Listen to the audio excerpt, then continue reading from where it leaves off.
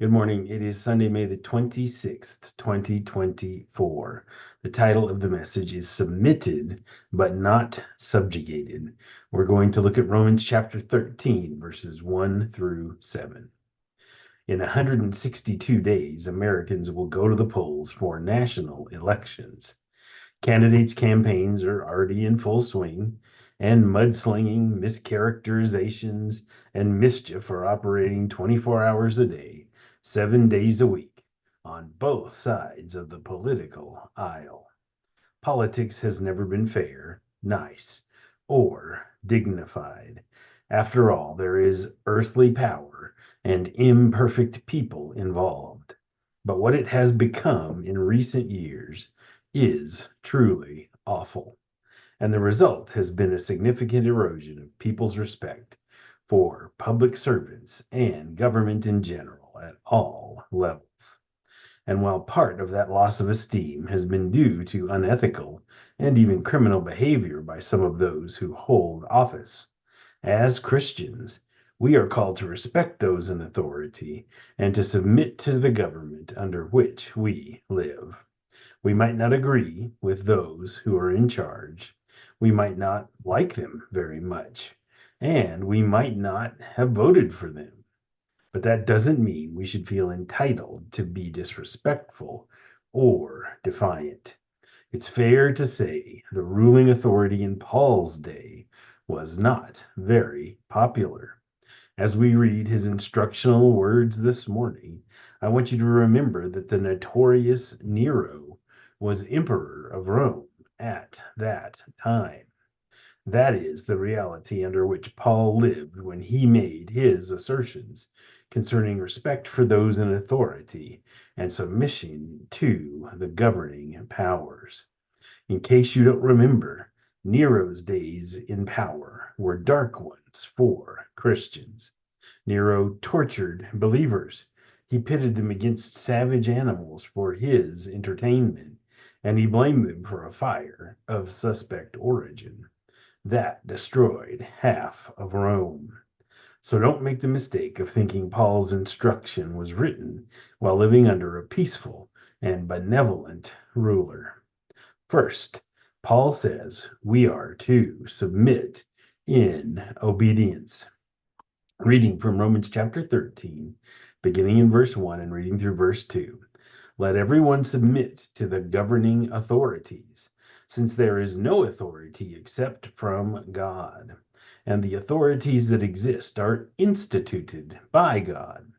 So then, the one who resists the authority is opposing God's command, and those who oppose it will bring judgment on themselves. The origins of human government can be traced back to the time immediately after the flood in the Old Testament. In Genesis chapter 9, verse 6, as God was establishing his covenant with Noah, he said, whoever sheds human blood, by humans his blood will be shed. This decree gave human beings authority to render judgment in criminal matters and to punish those who committed crimes against others. Government is required if people are to avoid having to live in anarchy. Someone must be in charge, and submission to those in charge is also necessary. God knew this, and so he instituted human government. This does not mean he approves of everything those in power do with that power.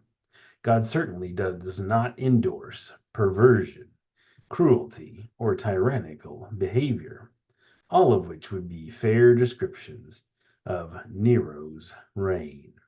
But nevertheless, Paul said we, as Christians, are to submit ourselves to those in authority and the governmental structure in which we find ourselves. By doing so, we are being obedient to God.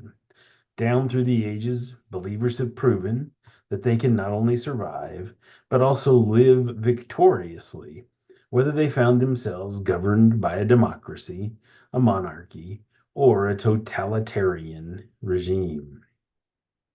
Governments of all kinds are full of spiritually lost, sinful, and imperfect people. And this is revealed in how those in office conduct themselves and govern others. While we are to submit to those in governmental authority in accordance with God's will, we are not to allow ourselves to be subjugated to that authority if it orders us to sin. As God's children, His rule, His law is always superior to and to be obeyed over that of any earthly authority. In other words, if your government orders you to disobey God, then you have God's permission to disobey your government. When the Sanhedrin ordered Christ's followers to not preach in his name, the Apostle Peter said this in response in Acts chapter 5, verse 29. We must obey God rather than people. There will be times when faithful Christians must defy their government, and in doing so, potentially face human punishment as well. And in such times, we must be prepared to pay the price for our faithfulness. We must submit, unless doing so leads to sinful subjugation. Next, we must submit to avoid wrath. Continuing to read in Romans chapter 13 with verses 3 and 4. For rulers are not a terror to good conduct, but to bad. Do you want to be unafraid of the one in authority? Do what is good, and you will have its approval. For it is God's servant for your good. But if you do wrong, be afraid, because it does not carry the sword for no reason. For it is God's servant, an avenger, that brings wrath on the one who does wrong. Typically, if you submit to authority, you have little to fear from that authority. In other words, if you don't want to be in trouble, don't break the law. Conversely, those who violate the law should expect and even fear punishment. Law-abiding citizens generally don't receive tickets or fines. They don't often find themselves in court or imprisoned. Those that choose a criminal lifestyle are regularly the recipients of judgment from those in authority and the penalties that go with it. As Christians, our conduct should not be a source of anxiety about getting caught doing something wrong. Rather, our conduct should result in receiving the approval of those in authority for doing what is considered right. Again, even though a person in a governmental position may not be a godly person, we must remember to be respectful of the office that person holds. We need look no further than David's deference for King Saul's position. Even though Saul attempted to kill David several times, David refused to harm Saul because Saul was the Lord's anointed. As we heard earlier from Genesis, those in authority are also given the power to punish. Verse 4 reminds us of this power, the power to inflict penalties up to and including capital punishment. Finally, Paul instructs us to submit for clear consciences. Continuing to read again in Romans chapter 13, verses 5 through 7. Therefore, Paul said, you must submit, not only because of wrath, but also because of your conscience. And for this reason, you pay taxes, since the authorities are God's servants continually attending to these tasks. Pay your obligations to everyone, taxes to those you owe taxes, tolls to those you owe tolls, respect to those you owe respect, and honor to those you owe honor. We should be obedient and respectful citizens, so we don't have to live in fear of punishment. But we should also do so to enjoy having clear consciences. You will sleep much better at night if you know you have not done anything unlawful, and that you have paid the proper respect to those in positions of power as God expects. But if your conscience is plagued with guilt, due to your choices or actions, rest will certainly elude you. As citizens that benefit from public services like utilities, the police, and firefighters, we should expect to share in the cost of those services. We support the functions of government when we pay our taxes, and we should do so willingly and honestly. Paul instructs us to meet our obligations, whatever they may be. When asked by the Pharisees about the lawfulness of paying the taxes imposed on the Jews by Rome, Jesus said this in Mark chapter 12, verse 17: Give to Caesar the things that are Caesar's, and to God the things that are God's. In Exodus chapter 22, verse 8, scripture includes this ordinance from God, which was to be told to the Jews in addition to the Ten Commandments.